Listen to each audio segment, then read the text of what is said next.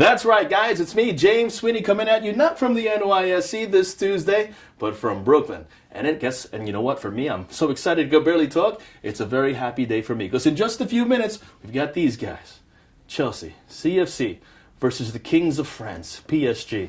And we're going to get it started early because I expect a win from Mr. John Terry. So grab yourself a drink. It's snowing outside, but heating up in here. I hope you had yourself a lovely Valentine's Day. And did you watch that SNL at 40 over the weekend?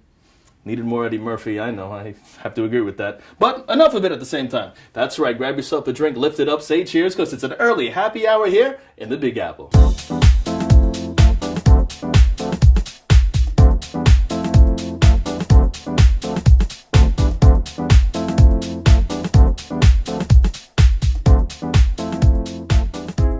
Now, U.S. stocks, they traded slightly lower, but still near record high levels this Tuesday afternoon, despite a lack of resolution in the Greece-Eurozone standoff.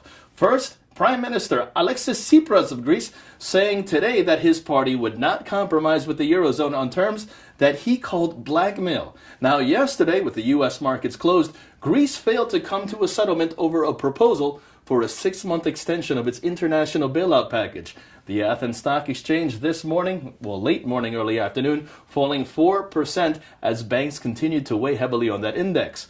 Turning focus back over here to the U.S., the New York Fed's Empire State Manufacturing Index, that fell in February to 7.78 from January's read of 9.9, and the NAHB Housing Market Index showing that home builder sentiment fell by 2 points, largely due to the cold weather.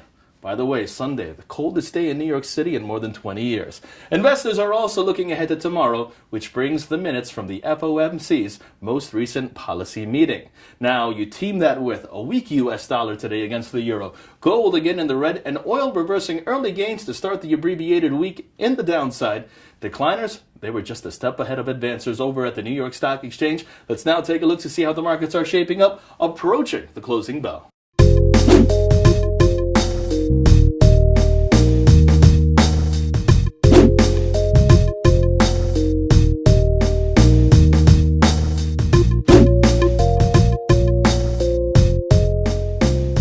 And on the corporate front, Medtronic reporting earnings that beat expectations on both the top and the bottom lines, noting that results were above the firm's own forecast. And Transocean CEO Stephen Newman stepped down and will be replaced on an interim basis by Chairman Ian Strachan.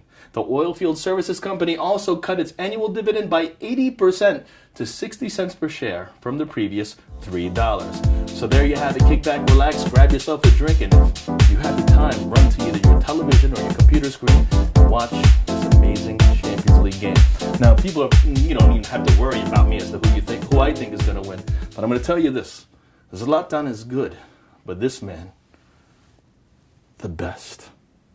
Need not say anymore. Chelsea wins today, 45-1 in Paris. So there you have it. Kick back, relax, grab yourself a drink, and I'll see you guys all tomorrow morning from ModernWallStreet.com saying, come on, Chelsea. I'm James Sweeney.